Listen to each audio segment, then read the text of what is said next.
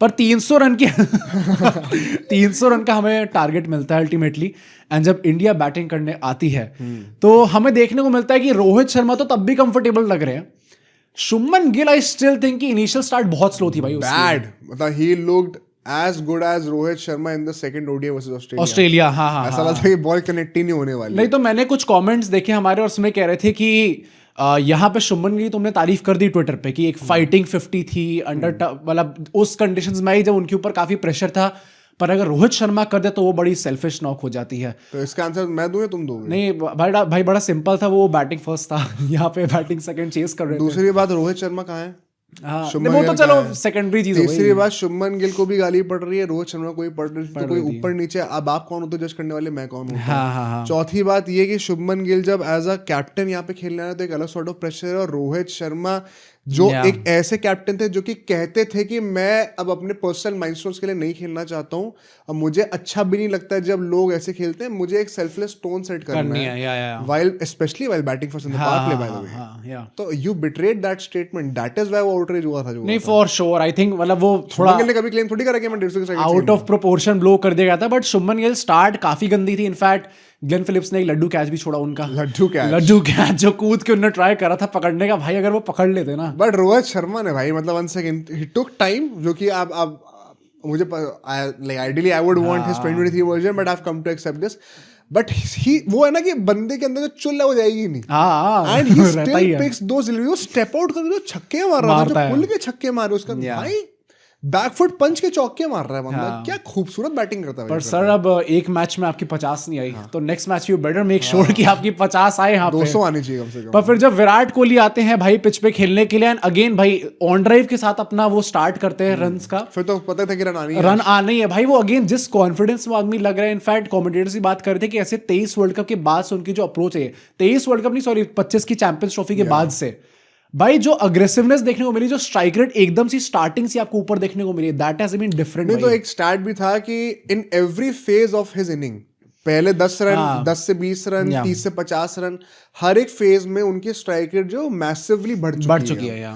And Virat Kohli से post match presentation में पूछा भी गया था, मेरे को बड़ी खुशी हुई ये बात सुन के कि कोहली ने ये चीज बोल दी।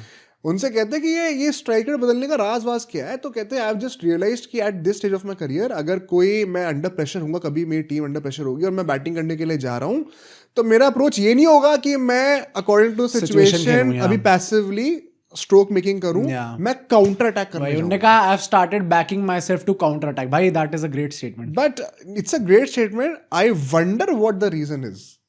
क्या मतलब स्ट्राइक रेट के जो इश्यूज जो बोले जा रहे थे, मुझे लगता है कि ईगो इशू है भाई। हाँ नहीं तो obviously it is great bye the वे। नहीं भाई अगर पोक करा है तो सही जगह करा है। ईगो आप खुरेद दो, इट इज ग्रेट। मुझे लगता है कि जो गंभीर का पूरा एपिसोड हुआ है कि नॉन कमिटल ये हुआ है, उसके बाद से हम ये फेस देखने को प्रॉपर 2016 फॉर्म, पिछले 5 मैच में लगातार उनके 50+ स्कोर्स आए। मतलब ये कौन सा फॉर्म ले आया भाई विराट कोहली वापस। भाई दूसरी चीज क्या कहते हैं, जब हर्षद बोले कहते हैं कि आपके वो 100 रह गई है, वो एक बच्चे को दिखाए थे वो पोस्टर पे क्या था, उसके 10 बाद आउट हो गया। बड़ा बदतमीज बच्चा था भाई वो। क्यों? उसने लिखा था उसमें कि जब अगर कोहली 100 मारने से पहले आउट हो गया तो मैं खाना नहीं खाऊंगा 1 हफ्ते तक। उसका कैमरामैन भी वजह से चालू ने वापस पैन करा, कुछ टाइम बाद वो सैंडविच खा रहा था।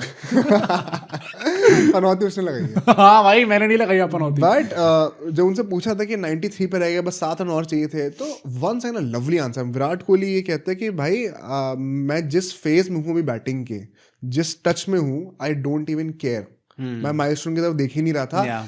इनफैक्ट अगर हम पहले बैटिंग कर रहे होते हैं ना, तो मैं और ज्यादा बड़ी स्ट्राइक रेट से खेलता। ये तो हम चेस कर रहे हैं, इसलिए मुझे अपने आप को टोन डाउन करना पड़ गया। भाई when did I hear this from Virat Kohli last time? हाँ भाई ये क्या रोहित शर्मा बात करने आए थे? 23 वर्ल्ड कप के बाद, मतलब 23 वर्ल्ड कप में जो उनका फॉर्म था, जो कि एकदम प्रॉपर एंकल रोल था, अब ये वो नहीं है भाई। विराट कोहली का डिफरेंट हो गया है, डिफरेंट मिशन ऑलटुगेदर। ऐसा लग रहा है कोहली और रोहित ने स्वैप कर लिया। वो ये वेजिटो वाला सीन हो गया। हाँ भाई, रोहित और कोहली ने आपस में 50 नहीं आ रही, फ्यूजन कर लिया। बट मैंने ये चीज नोटिस करी कि स्टार्टिंग में तो गिल थोड़ा स्ट्रगल कर रहे थे, मिडिल ओवर्स में आते आते ऑब्वियसली एक आदमी जब सेटल हो जाता है तो भी बेहतर खेलता है। But there was some observation by the commentators कि उनकी हैंड मूवमेंट भी चेंज हो गई थी। एंड जैसे टेस्ट क्रिकेट में वो यूजुअली खेला करते हैं, वैसे ही उनकी हैंड मूवमेंट क्या चेंज हुई, थोड़ा एक्सप्लेन करके दिखाओ। नहीं मैं वही पूछ रहा हूँ कि क्या एग्जैक्टली बेसिकली क्या चेंज जो है कि एंड ये वंस अगेन ये कोई चेंज इसलिए नहीं करा क्योंकि पहले कुछ खराब था. Once again this comes back to the argument जो कि शुभमन गिल के अगेंस्ट हम बोल रहे थे. जो आप कह रहे हो ना कि आपको तीनों फॉर्मेट तो खेलने हैं लेकिन मुझे 15 दिन का कैंप भी चाहिए. अच्छा बाद में शुभमन गिल ने प्रेजेंटेशन में क्या कहा, क्या कि हम लोग को अर्शदीप और इन सबको रोटेट क्यों कराना पड़ रहा है, रेस्ट देना है कि वर्ल्ड कप के लिए, because there are not as many ODIs as you would like before 2027 world cup. तो भाई अगर आपको 15 दिन का कैंप भी चाहिए आपको तीनों फॉर्मेट भी चाहिए तो आपने कहा कि लूजली डिस्पर्स्ड गेम्स होने चाहिए. तो ऑफ कोर्स फिर नंबर ऑफ गेम्स कम होगा ना. Then don't complain about it. ये फिर हिपोक्रेसी दिख रही है फिर. गिल साहब फंस गए भाई. हां फिर these are the issues that you will face as a team. But anyway Gill का जो टेक्निकल चेंज है, आपको रेड बॉल क्रिकेट में सीधे बैट से खेलना पड़ता है. बॉल के बहुत पास जाके बॉडी एंड बैट के बीच में गैप जितना कम होगा, जितना स्ट्रेट बैट से खेलोगे उतना बेटर है. तो ऐसे में आपके जो हाथ होते हैं ना बॉडी से चिपके रहते हैं. अब वाइड बॉल में क्या है, आपको स्क्वायर एंगल्स पे मारना बहुत आना चाहिए. आपको अपना आर्म्स फ्री अप करके छक्के मारने भी आने चाहिए. तो बॉडी से हाथ चिपकाने की जगह थोड़ा सा लूज रहने चाहिए, बाहर की तरफ रहने चाहिए. थोड़ा सा एंगल्ड आपका वो आएगा, आर्क आएगा. वो वापस ले आए. तो वो कह रहे थे लोग कि अभी भैया कि आपको चेंज करते रहना पड़ेगा. It is very tough, which is why I once again say कि तीन फॉर्मेट खेलने की जरूरत नहीं. पर गिल ने बाद में अच्छा खेला. आई स्टिल थिंक कि पहले कैपिटलाइज कर सकते थे पावर प्ले पे वो ज्यादा, बट बहुत अच्छी बैटिंग करी. But the good thing is कि he now has runs in the first ODI. At least वो कॉन्फिडेंस मिला होगा उनको. एक फेज था जब कोहली और गिल ने बीच में 50 बॉलों तक कोई चौका मारा ही नहीं था. And still the strike rotation was so good. एक मोमेंट को ऐसा लग भी नहीं रहा था कि इंडिया कहीं ना कहीं नेट ऑन नेट के पीछे जा रही है.